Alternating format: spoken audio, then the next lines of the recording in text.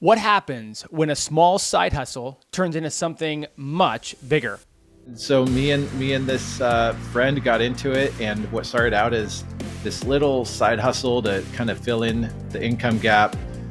Within a few months, we were making a couple $100s an hour playing blackjack professionally, and we ended up running a team that beat casinos for about $3.5 million. There's a documentary on the blackjack team called Holy Rollers if people are interested. The goal was not to be, running $1 million card counting team. That was just kind of where we ended up. Well, this entrepreneur decided to double down and grow his website and YouTube channel. When I decided to stop running this blackjack team, I'd been running it through all of my 20s and thought, I don't want to do this forever. So I transitioned out of that and just said, I'm going to figure out this website, less of an SEO hack and really around creating true value for people. So the YouTube channel as of today has like 450,000 subscribers. It brings in 7 figures. I don't really like talking too much about that because that's not really the goal. I didn't set out to make 7 figures. I set out to build a good business that provided a lot of value, but the more value we add, the more value it captures as well. Today, Colin Jones will not only share his success story, but also all of the SEO and YouTube strategies that you can apply to your business. The traffic to those pages went, doubled or 5x'd, and the click-through rates doubled, but that I think 4x'd our conversion rate. It was like, okay, well, let's figure out YouTube as another piece of the funnel to get more people to the website, because hey, the video is working for SEO, but man, if we could not have all of our weight on just SEO for all of our traffic, then we've got a healthier business. YouTube traffic isn't search. So that was a big switch I needed to flip, to not think of YouTube in terms of search, but think of it in terms of what's called discoverable content. So the next year I said, I'm gonna do a video every week, but we're gonna up the quality, like the hook I'm gonna script. It's gonna be a high quality hook, great thumbnail, give value from beginning to end, just do everything right. And in that next year, we got to 100,000 subscribers. And then the scammer got banned from YouTube. We're getting more subscribers to our channels from these shorts now than from our long form videos. Welcome to today's exclusive Niche Pursuits interview with Colin Jones, founder of BlackjackApprenticeship.com and YouTube channel with over 450,000 subscribers and a successful 7-figure business. Before we jump into the podcast, I wanted to let you know that today's episode is sponsored by Search Intelligence. Here's a short clip of Ferry from Search Intelligence showing you how their agency built digital PR links to a client's website. What a crazy campaign. How to Sleep on Your Back. This campaign got us links in Huffington Post, Glamour magazine, Mirror, and lots of other great news publications. Let me show you how we've done it. It was so simple. Our sleep client provided us with expert commentary about how to train yourself to fall asleep on your back. They also gave advice on why it's best to sleep on your back. Once we've had this information, we went to Muckrack and searched for journalists that consistently write about sleep and well-being. We've sent these journalists the advice provided by the client, and within 1 day the links started flowing in. Glamour magazine, a DR81 website, picked it up. Huffington Post, DR88, Mirror UK, DR90. A massive avalanche of links blasted through our client's website with this simple yet effective campaign about how to sleep on your back. I hope this inspires, and I hope you'll use this technique to land massive links to your or your client's website. If you want similar link building PR campaigns for your website, head to search-intelligence.co.uk and get in touch with them now.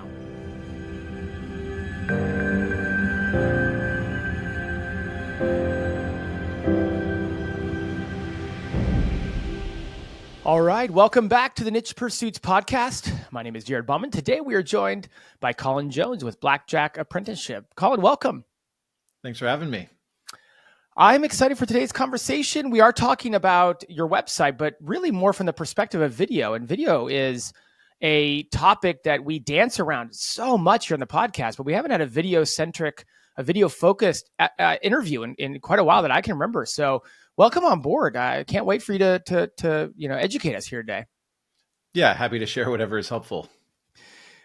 Hey, so before we get into the nuts and bolts, why don't you give us some backstory on yourself? I know you have a cool story that you can kind of give us a little insight into.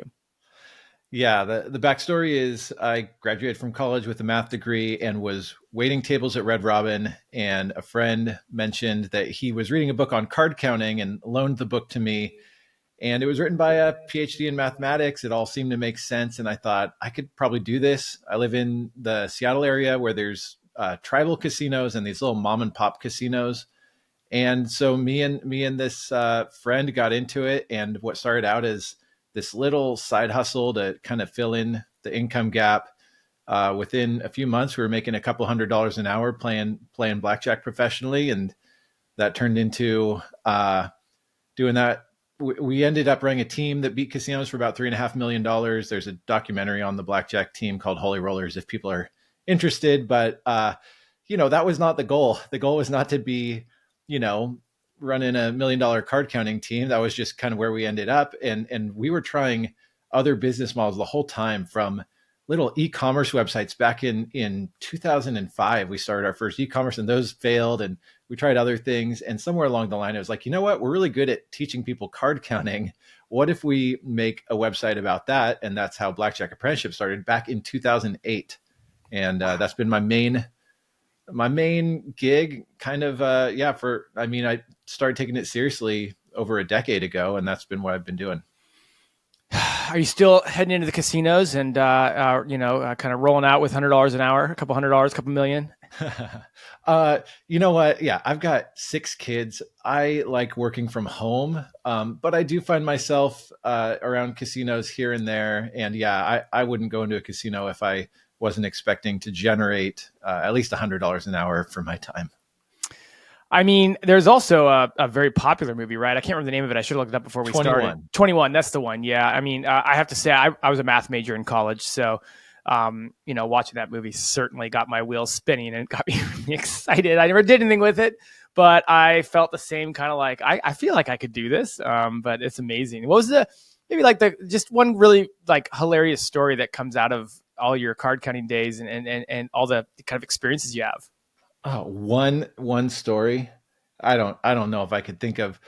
I mean, I can't think of one story, but beating a casino for $50,000 and them having no idea who I am or what I'm doing. That's the most thrilling part.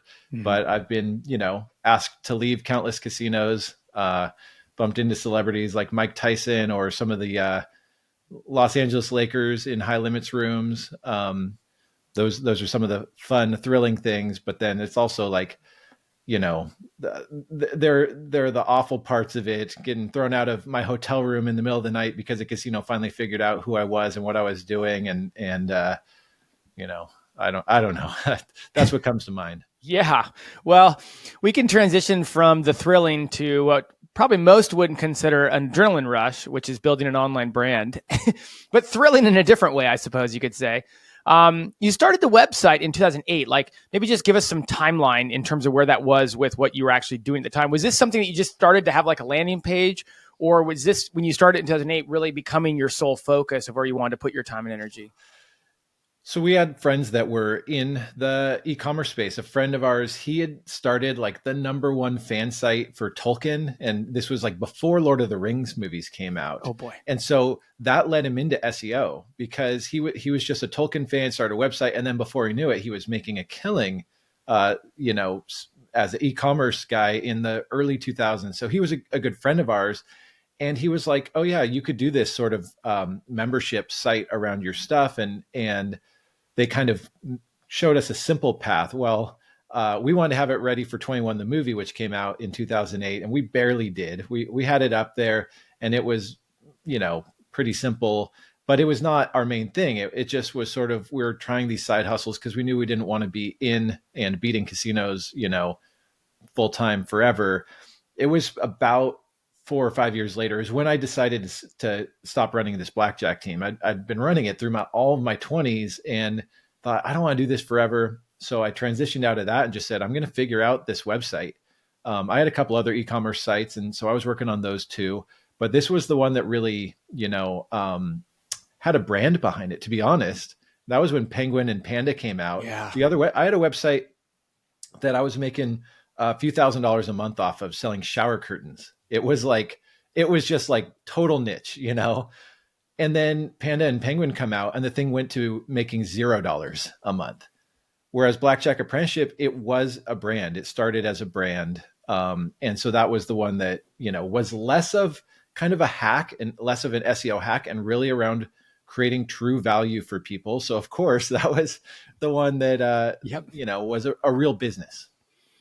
We're in that stage right now where a lot of the emphasis in recent Google updates has been on real businesses. E-com is certainly something that seems to be rising and Google is in favorship of. So you might have been ahead of your time on a couple of different levels there. All trial and error.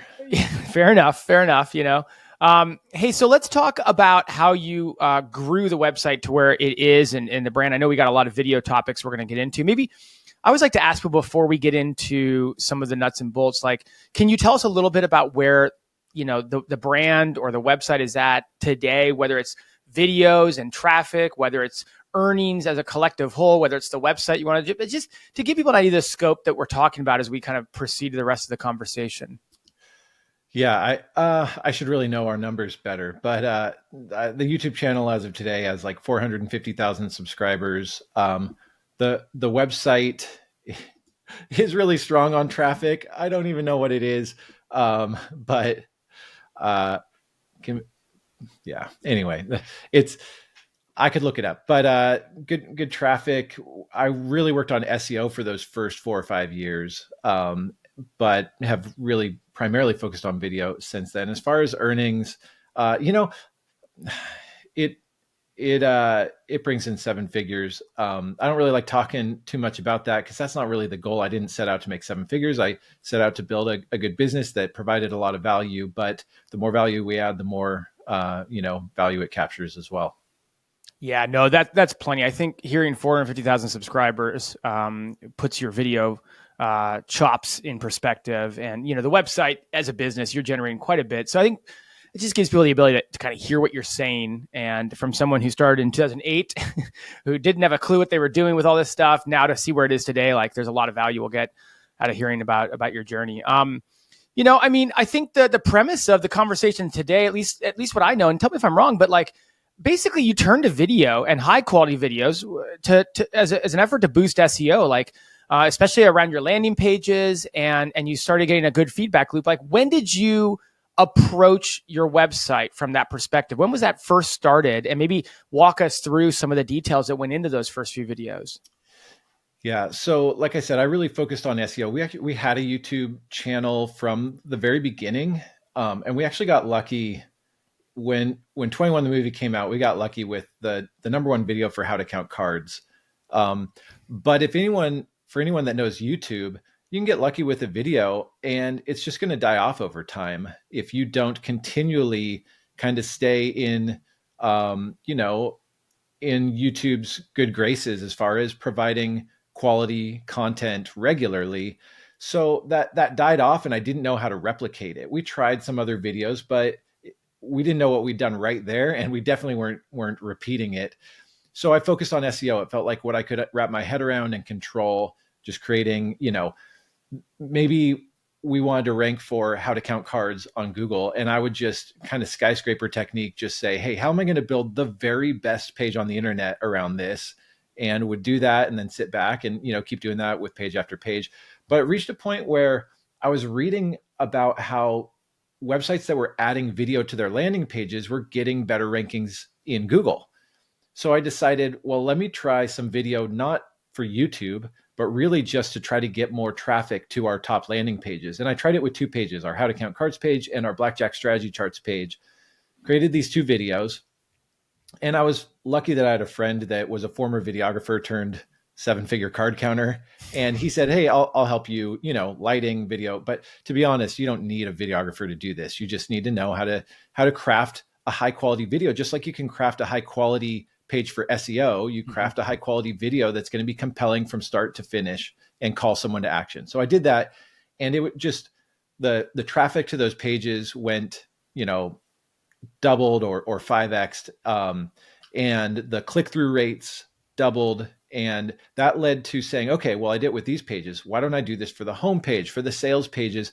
And we actually changed our lead magnet from an ebook to a video mini course, because we're selling, our main product was a membership, which most people bought for the video course. It was like, why use ebook to get people to buy video? Let's use video. So we made this new mini course that was 6 videos, and it took me a week to create. It wasn't this huge, difficult thing, but that, I think, 4x'd our conversion rate. And so then it was like video, people were saying, hey, the internet's moving video first. This was, 6-7 years ago. It has absolutely, if you look at the statistics, it has absolutely moved video first.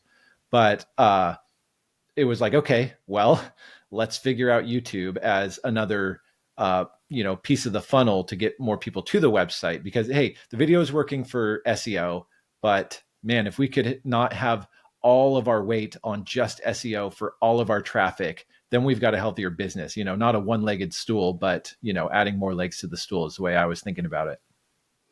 You said you switched to making video that wasn't trying to rank in YouTube. Like what were the switch? Like, give someone an idea. I'm trying to think in my head of how I would make a video, not to rank in YouTube, but to just kind of live on its own on a web page. Yeah, it really has to do with what's the next step. So if someone's coming to a landing page, that means they got to Google, they want a question answered.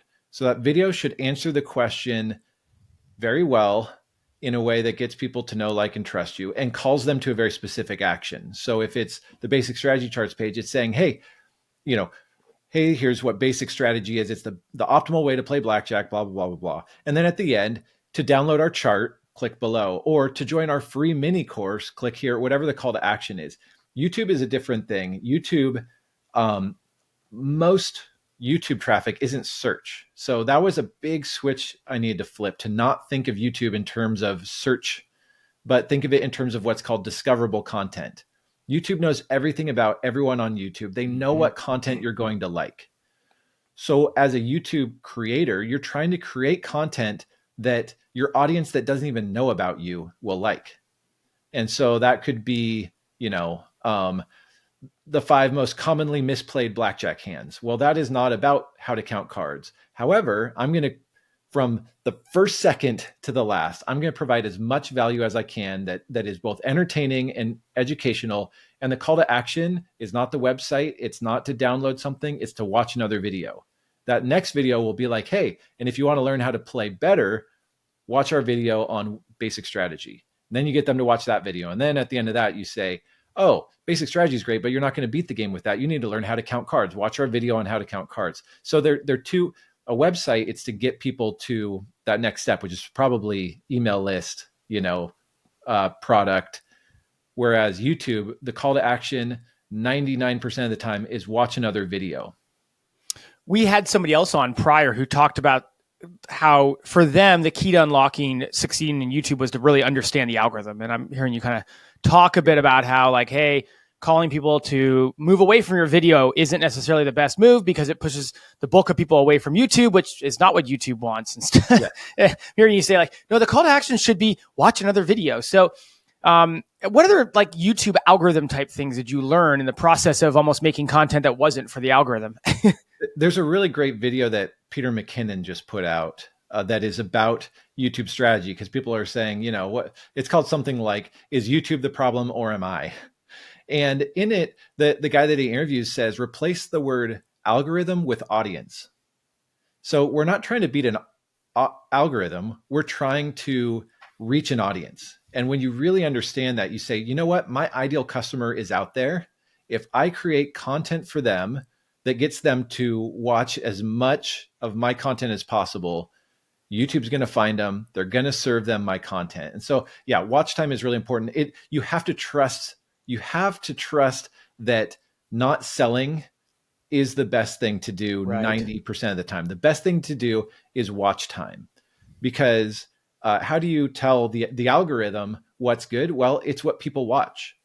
And so if Jared comes across my video because YouTube suggests it, he watches it, gets to the end and watches my next video, in YouTube's mind, it is on. Jared likes my channel. He likes my content, and they're going to keep serving him my content until he stops watching it.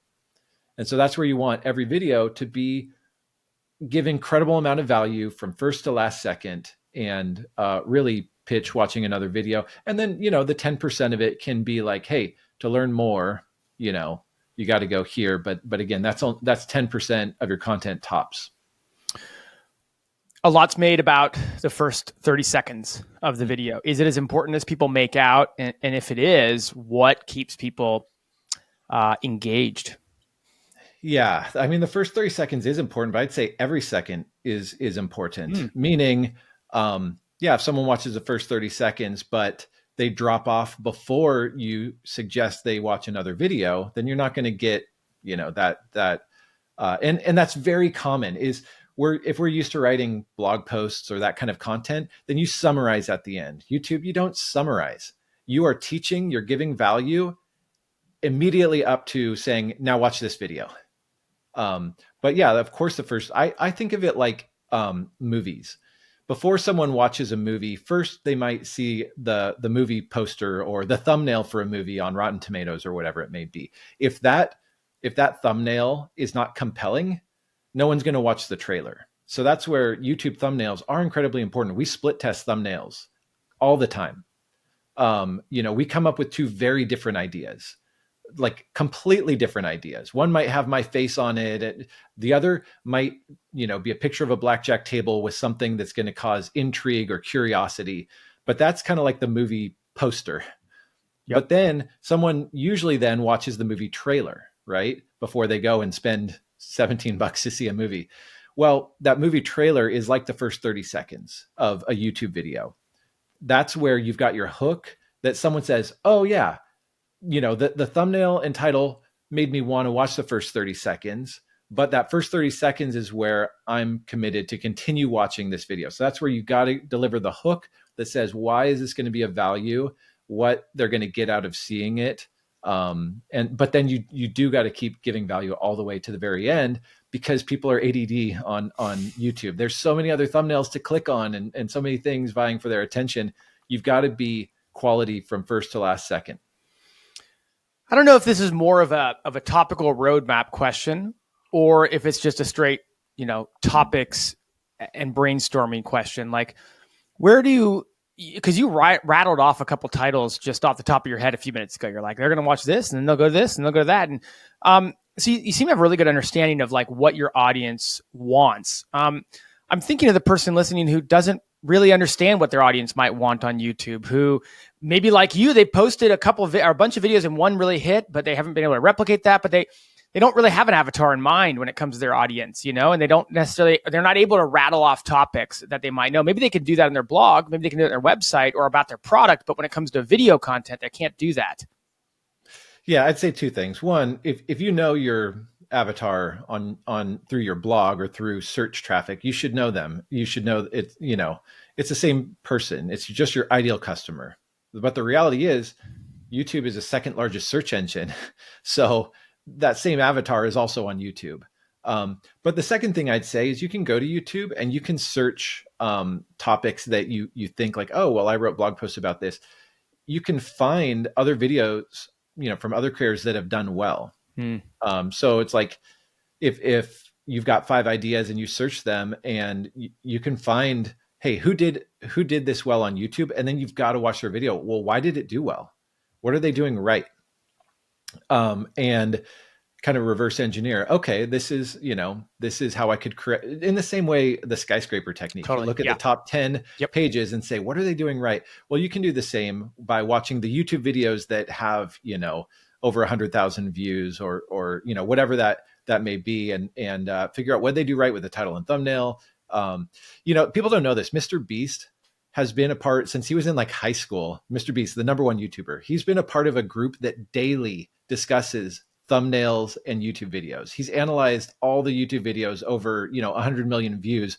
It's very mathematical, just like SEO, or strategic, I should say. I like how you slipped the word mathematical in there. That's the way you and I think, Jared. Well, music to my ears. Hey, so let's track back to your progress and stuff. We kind of took a little deviation there to talk about YouTube strategy, but you started doing this in bulk. When did things? What were the results from all this focus? I think you mentioned that it really had an impact on the business, not only in terms of kind of visibility, but also in terms of profit. Yeah. So what was that roadmap like? Yeah, exactly. Like, how quickly did you grow and scale the content? How quickly did that have an impact on the business? What sort of impact did it have? So the video on the website worked right away. I had all these, Spencer saw me give a talk at a thing, and I had all the numbers in my talk. Well, I've forgotten them because that was like a month ago, 6 weeks ago. But, it was like traffic doubled very quickly. And then started adding it to the rest of the website. All of that stuff worked. And I'm like, all right, now let's do it on YouTube. And it didn't work. Oh. It took for an entire year. So I decided to put out a video every 2 weeks in high quality, got a decent camera and lighting and all that stuff, had an editor, edit it together with B-roll and stuff like that. After a year, the channel had grown from only 6,000 subscribers to 9,000 subscribers with all that effort. Well, at the same time, there was an actual scammer, like a guy that didn't know what he was talking about, making card counting videos on YouTube that had grown to 50,000 subscribers in that same time period. And it was really frustrating, but kind of like that Peter McKinnon video, I had to ask, like, is YouTube wrong or am I? Mm-hmm. And I knew it was me. So I was like, what is he doing? And it was like, oh, he's really compelling. Even though he's lying, he's very compelling. My stuff is not compelling. And so I dove into some courses and learned from some experts, got some really good feedback, and decided to double down. So the next year I said, I'm going to do a video every week, but we're going to up the quality, like the hook. I'm going to script. It's going to be a high quality hook, great thumbnail, give value from beginning to end, just do everything right. And in that next year, we got to 100,000 subscribers. And then the scammer got banned from YouTube. So it did pay off. It took a year of failing and then a year of getting it right. But getting it right really was understanding, what kind of content is interesting, not from a topical standpoint, but from a delivery standpoint, giving value from first to last second.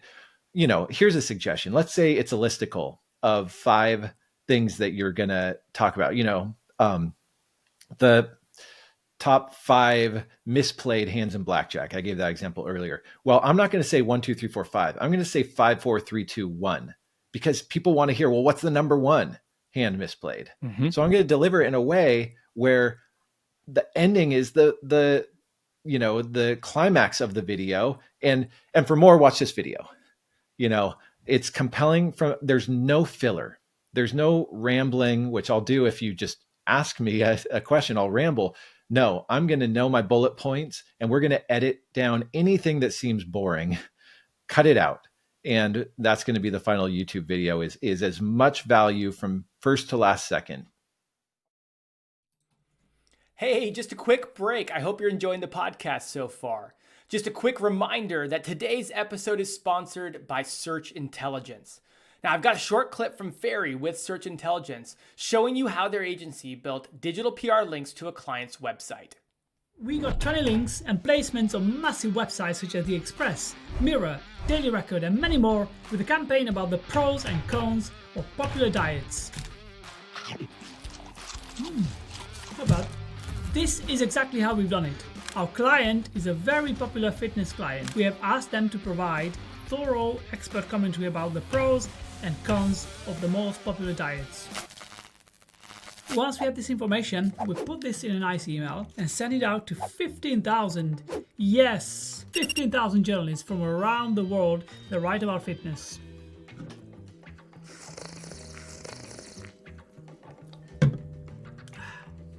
So good. And unhealthy. Big publications picked up our story from the email, giving our client massive, juicy, saucy, healthy links that are 100% relevant to their website and that will keep the rankings of the website in a great shape. You see what I've done there? I hope this case study inspires and that you will start leveraging expert commentary type campaigns to land links to your or your client's website, just like we've done it with this campaign.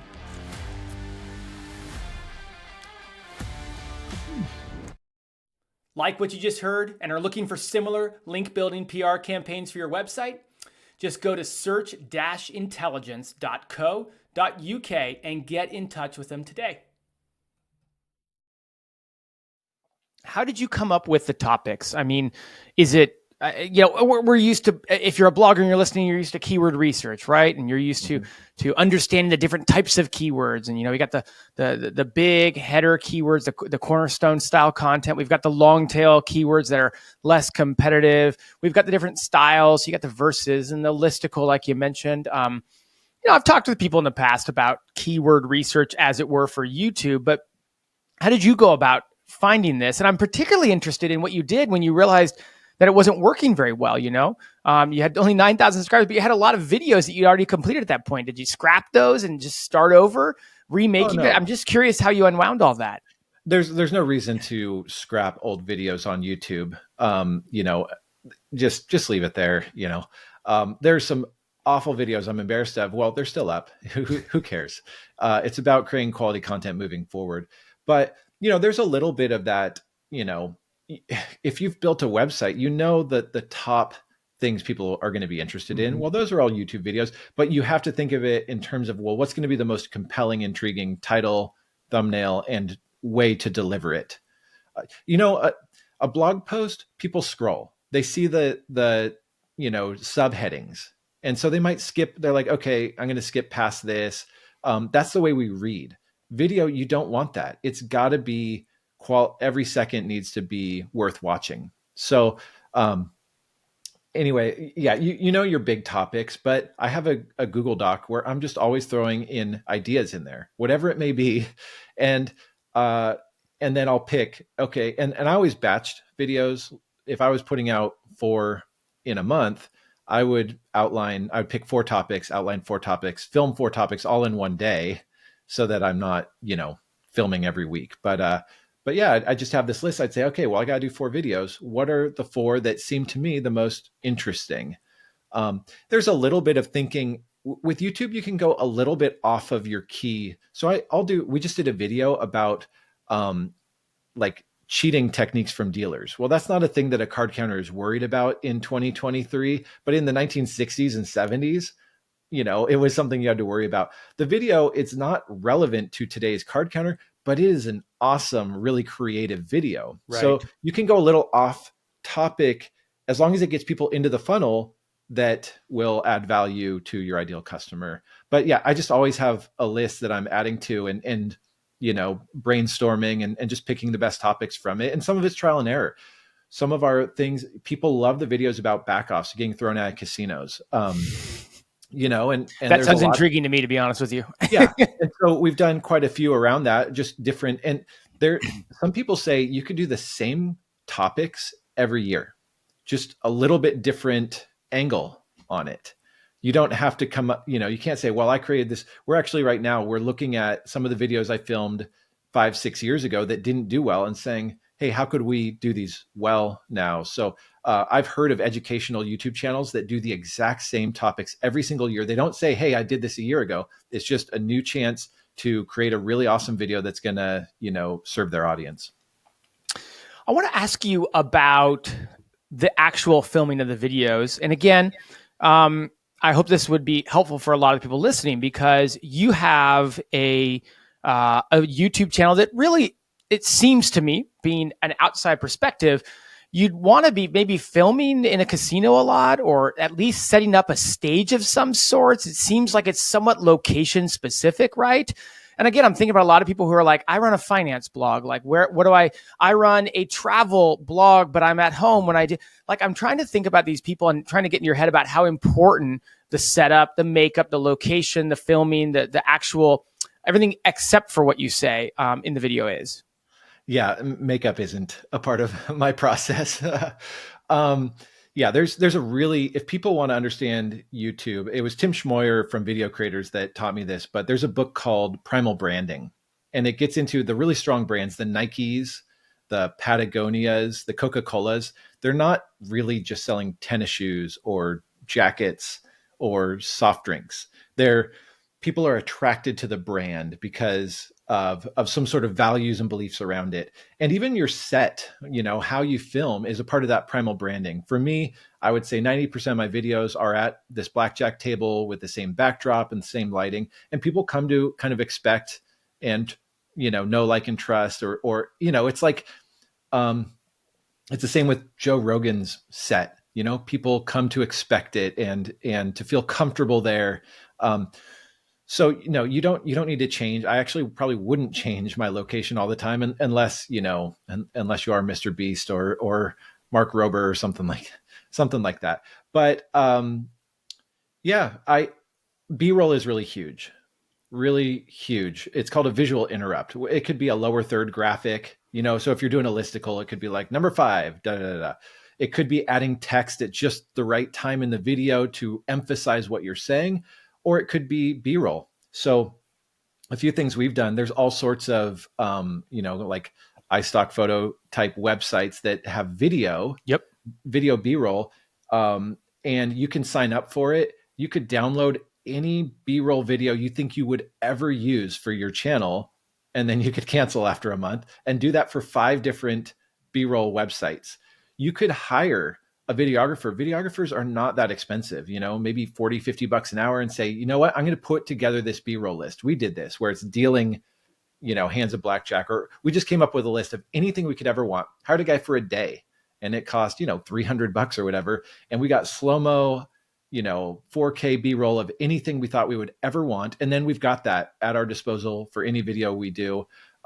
So there are ways that if it's a travel vlog, I'd find someone in that location, or a travel YouTube channel, find someone in the Bahamas or Costa Rica that is a videographer, and say, hey, how much would it cost to get, a day's worth of video shot? It could be, drone, and then, a videographer knows how to do this. Right. And sure, you have to pay a little bit of money, but you're going to have something that most other people don't have. And all those visual interrupts, all those things are keeping people intrigued and enjoying the video.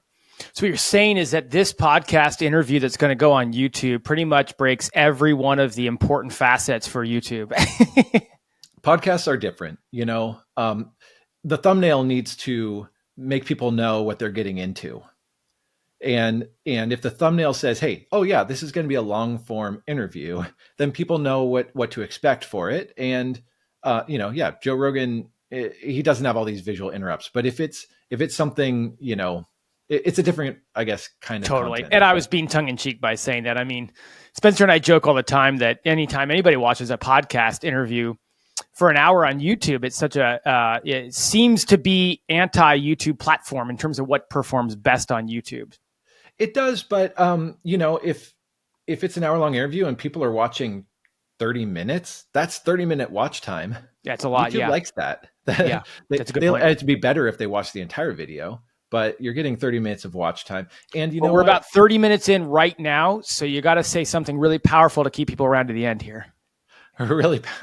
I was just going to say, you totally threw me off. But, I'm sorry. I couldn't help it. I was just looking at the clock and it said 30 minutes. So I got nothing.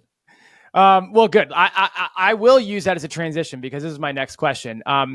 You have in our notes, you said it a couple of times, maybe just from a high level, what are things that go into a YouTube video being high quality? And I'm using air quotes on purpose for those of you listening on the podcast, because that, you hear that and you're like, cool, but making a high quality video is so subjective. Like, what are things you actually have seen time and time again trend out to making your video higher quality in both your readers, your watchers, your viewers, and YouTube across the board?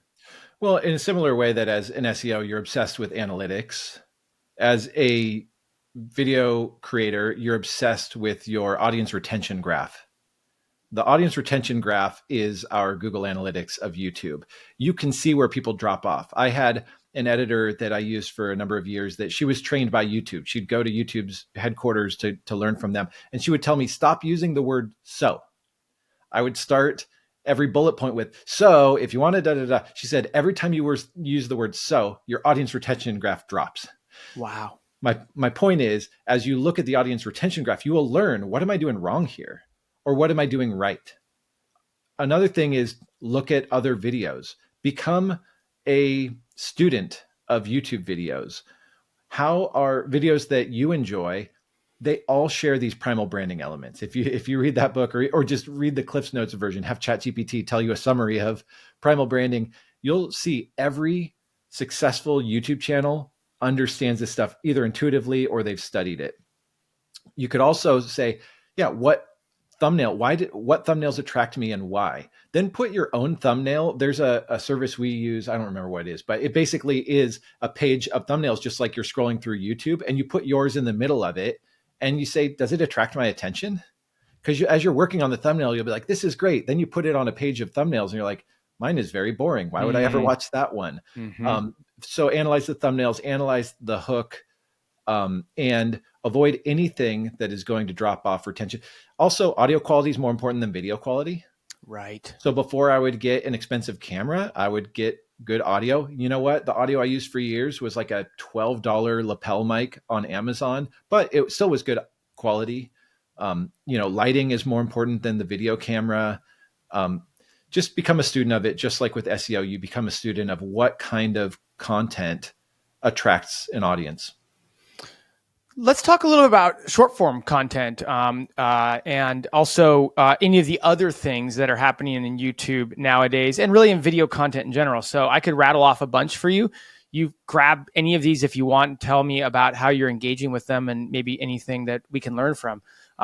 Short form video can mean a lot of things, right? But maybe if it's vertical video, YouTube Shorts, Instagram, TikTok, you started off with doing YouTube videos per se, and how has your strategy changed at all when it comes to some of the short form stuff?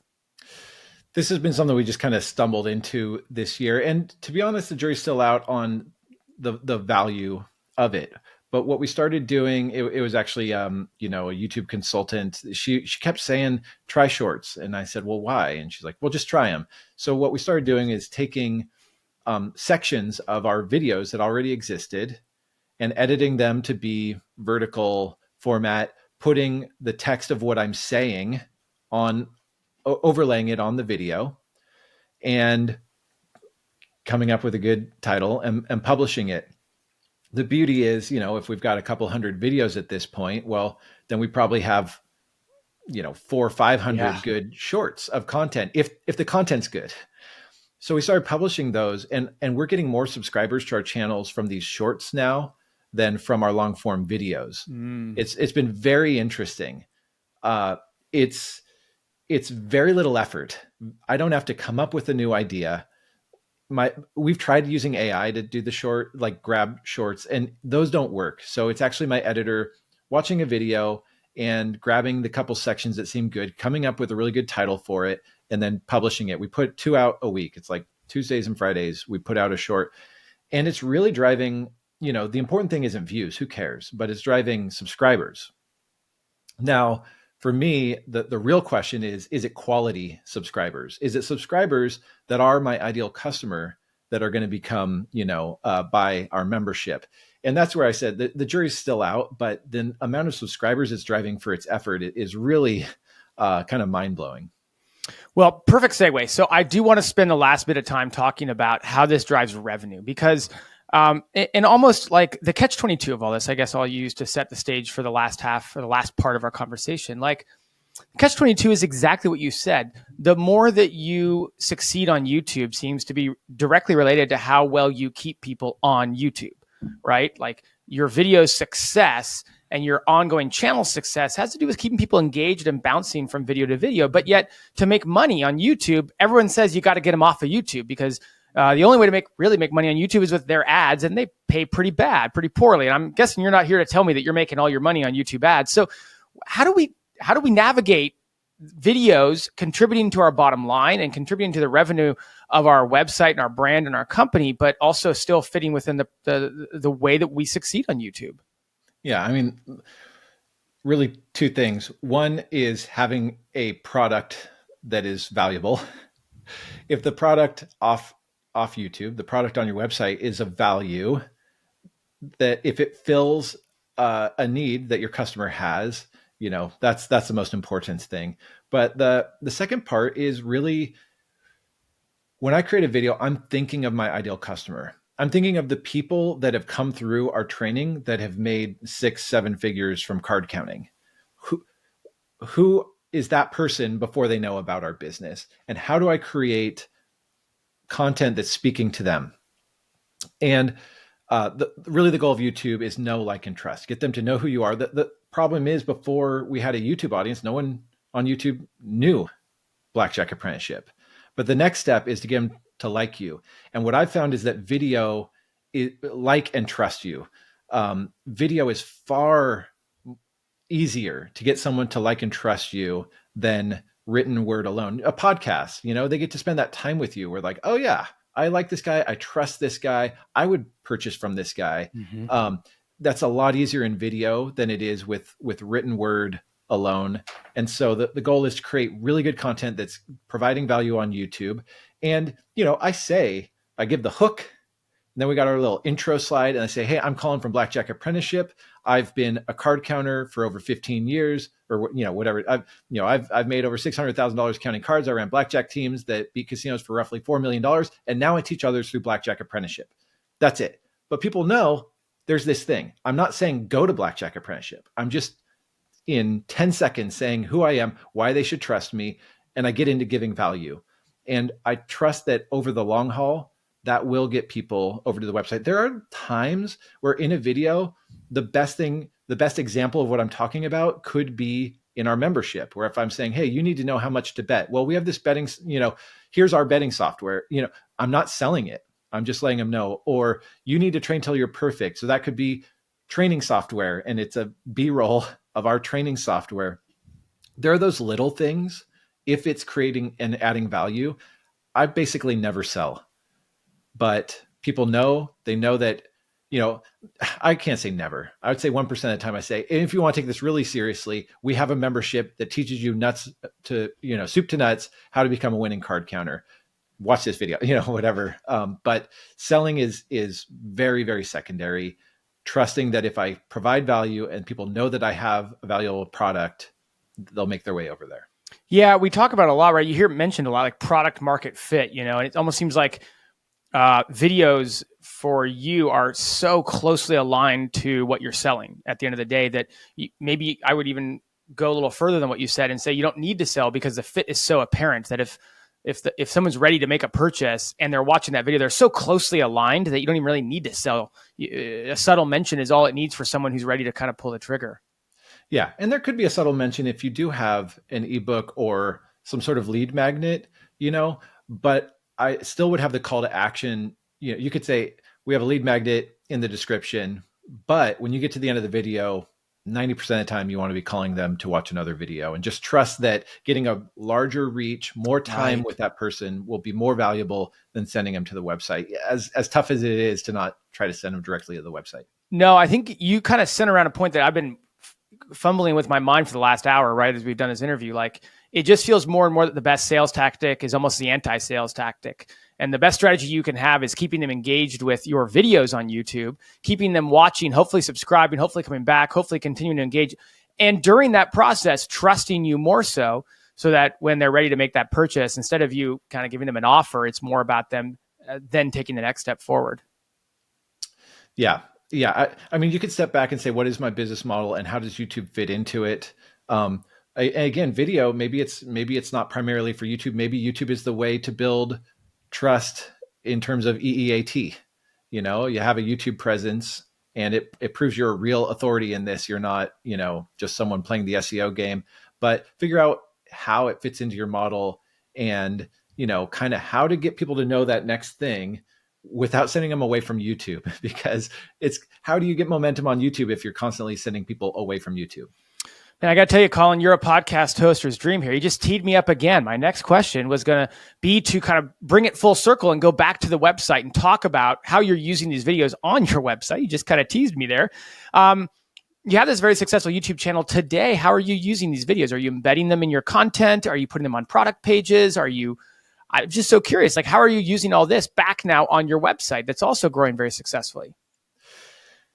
Yeah, we don't have all of our YouTube videos on the website. It's probably time to take a look and say, is there some content we should create on the website around some of these videos. But if there is a good fit, if there's a landing page or a blog post where a video would be a natural fit, then of course I want to add it there because it's going to add more value to the customer.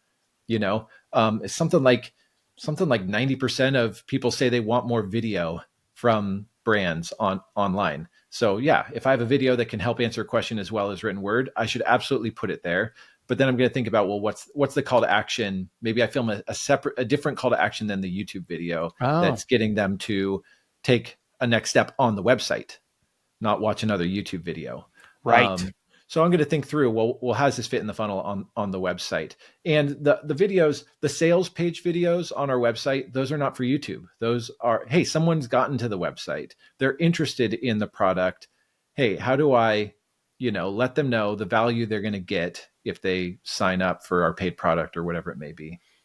And I think that's an interesting distinction you're making, because most people, when they hear video, they're thinking, I'm going to embed my YouTube videos, which are designed to keep people on YouTube, onto my website. You're creating either the same video with different hooks and different call to actions, or you're creating entirely different videos, and then you're putting those videos as standalone on the website. Is that right? Yeah, exactly. Very little sales videos on YouTube, but we have sales videos on the website that we film separately. And yeah, it's very easy to have a different call to action. Or we'll use Wistia that has a pop-up at the end of the video to give their name and email to get our lead magnet. Mm-hmm. So just thinking about it, you just got to think about the funnel and how it fits. Yeah. You had commented, I think, during that presentation that Spencer saw a month or two ago, that your website traffic grew quite a bit when you really went all in on video. Just to unpack that a bit more, like what we sort of touched on at the beginning, by the way, I realize that, but to circle back on, now that people have the full scope and breadth of what you're doing on YouTube and how you're creating videos, like, what do you think were the compelling points about why your website traffic grew so much from video? Yeah, I think time on page is important. I also think that Google is going to prioritize pages that do have video on it, especially YouTube, but I think it's the time on page, and the click-through rates. That video, people stayed on the page a lot longer, and we're more likely to click through to a next thing. And those are all positive signals to Google. And then, in a EEAT world, it's a positive signal to Google that you are an expert, you've got authority, you're trustworthy. It's harder to be what Google doesn't want when you're going through the effort of filming videos around your content, like videos that get good watch time, not just video isn't the goal, videos that serve your audience's goal. Yeah, checking the box that you have an embedded video and moving along isn't the goal. The goal is to create a video that, yes, checks the box, but actually engages them, so your time on page and all the other metrics that are associated with that go up. Yep, exactly. Man, Colin, this has been great. Thank you so much for coming. And I know I'm inspired to double down on video after talking to you, which video is one of those things where I think all of us know it. And I guess I'll finish by asking this question. A lot of people listening, not everyone, but I know there's a segment of the audience listening is going like, man, I would struggle so much on video. I would really struggle to put my face in front of a camera and record and all that. Like, do you have any tips or just thoughts for them? Because I'm hoping that, some people listening that maybe previously had ruled out doing video content because of those types of components maybe would be able to get over the hurdle and start. Yeah, there was a slide in that talk where I said, it doesn't have to be you doing all the content. I'm not a fan of AI reading a script for your video, because I don't think you're going to build know, like, and trust that way.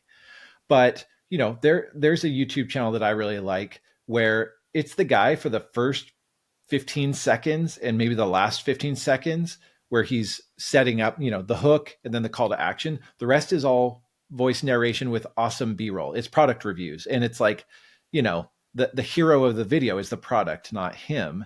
And so it's very little of him. That's one way to do it. Another is there are YouTube content creators out there that don't have a business. They're creating videos and maybe they've got 5,000 subscribers or 10,000 subscribers, or maybe they have 50,000 subscribers. They're not making a living off of it, but they've proven they can create content. You could partner with them and say, hey, I want you to be the face of this channel. Clearly, you know how to make YouTube videos. And I've seen brands doing this where they don't know how to create good YouTube videos. So they will hire, and they'll even let the person promote their personal YouTube channel. But they're hiring them, maybe paying them $500 to create this awesome video. But they know, because they have a business that is driving people to the YouTube ad revenue. It's nothing. Yeah. To me, it covers the cost of making the videos. It's the business that makes all the money off of it. So you could partner with someone else. You maybe have a business partner that's more of an extrovert and they're willing to be the face of the channel, or you suck it up like I do. I'm an introvert. I don't like being on camera, but I do like creating 6 and 7 figure card counters. So I will get behind that camera once a month to film a video. You know, I'm going to screw up so many times, but my editor will make it look good. And I know that then we're continuing our mission of, you know, building the business and creating people kicking casinos' butts. An example I always give as a channel I like to follow a lot, and it's The World According to Briggs. I don't know what he's up to, but I don't know. He's probably shown his face at some point, but I have watched probably at least 100 of his videos and never seen his face. And his videos are killing it, and they get lots of watch time and stuff. And he's a very good orator and stuff. But, you know, like to your point, like there's so many different ways to do this, right? So, well, good. I'll say this. Go ahead. Yeah. I now do a video a month. I did a video a week for a year to get momentum, and then I backed off and did a video every 2 weeks for a year. And my question is, could I keep the same rate of subscribers with less content?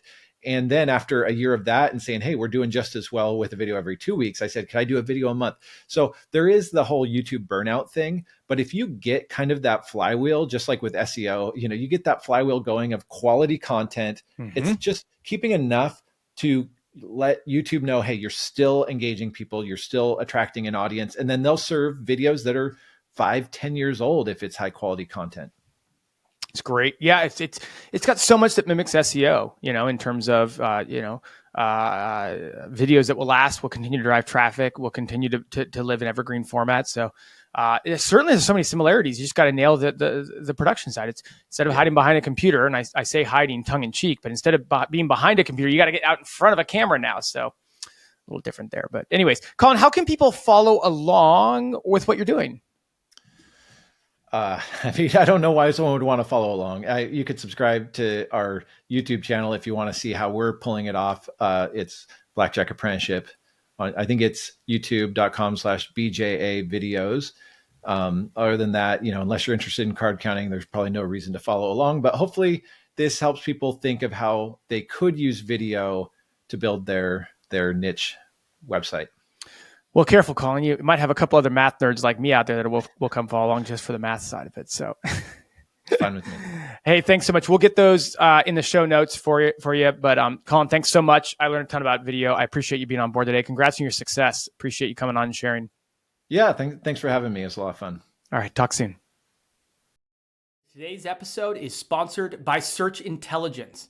Here's a short clip of Ferry from Search Intelligence showing you how their agency built digital PR links to a client's website. What a masterpiece PR link building campaign. With 20 links in big publications such as The Sun, Express, Mirror, Wales Online, and still landing, I would say this campaign is a massive success. We told the press that people should turn on their heating this summer if they want to save money next winter.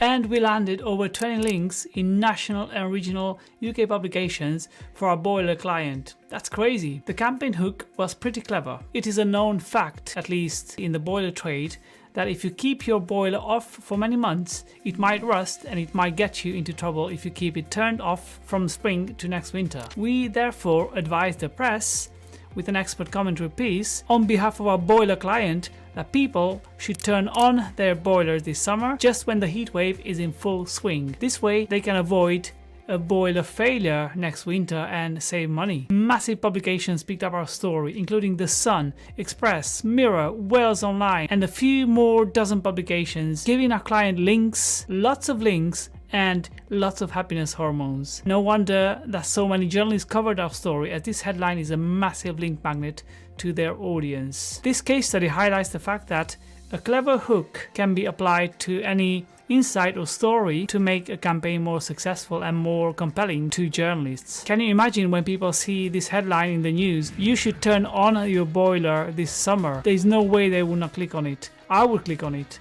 So this was the hook, and this is why this campaign was so successful. I hope this video inspires and shows you what's possible with a clever hook.